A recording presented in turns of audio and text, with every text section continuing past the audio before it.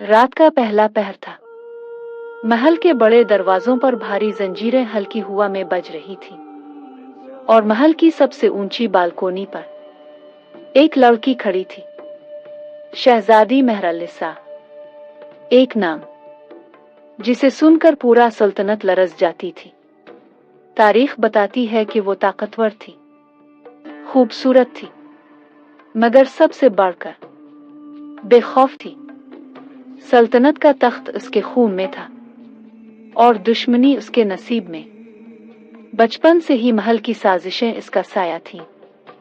कभी वजीरों के झूठ, कभी रिश्तेदारों की लालच, और कभी वो भाई जो मुस्कुराकर सीने में खंजर घोंप देना चाहता था। लेकिन मेहरालिसा कमजोर नहीं थी।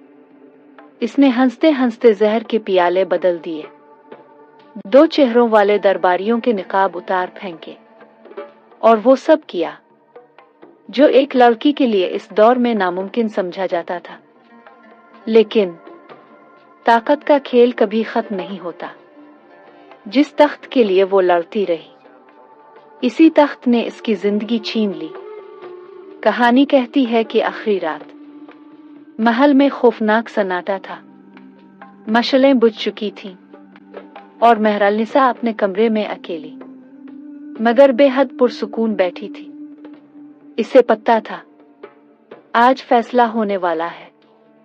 आज या तो वो रहेगी, उसकी सांस। दरवाजा धीरे से खुला। वही भाई जिसे वो बचपन में कांधों पर उठाकर खिलाती थी, इसके हाथ में जहर की शीशी थी।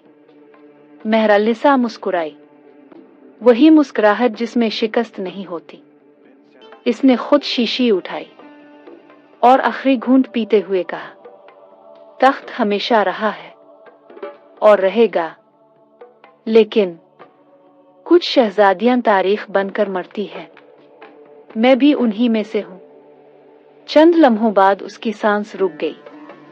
महल के दर और दीवार लरज गए, और फजर की अजान के साथ सल्तनत ने अपनी सबसे बहादुर शहजादी को खो दिया।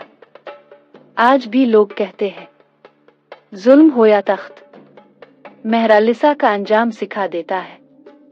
ताकत का खेल आखिर में सिर्फ सांसें छीनता है, तख्त नहीं देता।